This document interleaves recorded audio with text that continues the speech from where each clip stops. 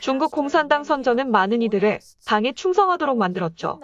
하지만 정작 당 내부에서 일하는 관료들은 오히려 더 당을 믿지 않는다고 한 내부자가 전했습니다. 정권의 선전 공세를 받는 중국인들은 선전에 속기 쉽습니다.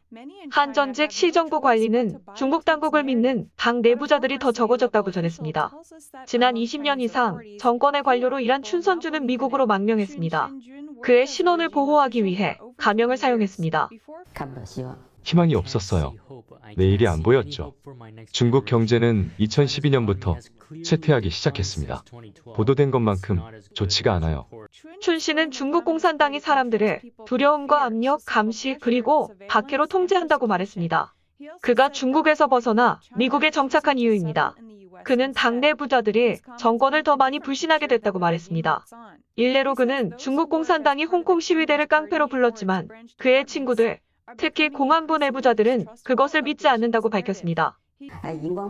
홍콩 시위대는 시위에서 형광봉, 휴대전화, 우산을 사용했어요. 하지만 중국 공산당은 그들이 공격용 무기를 가졌다고 주장했습니다.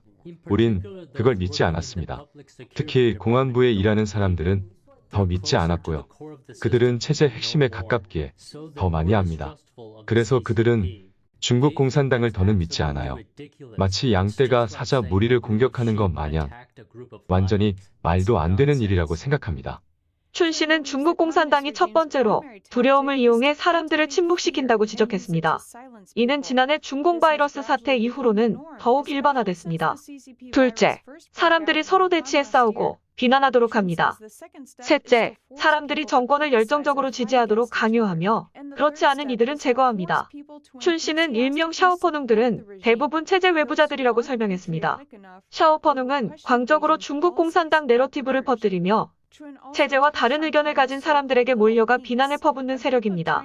춘 씨는 그들이 무슨 일이 벌어지는지 전혀 모르기 때문에 정권에 쉽게 속아 넘어갔다고 말했습니다.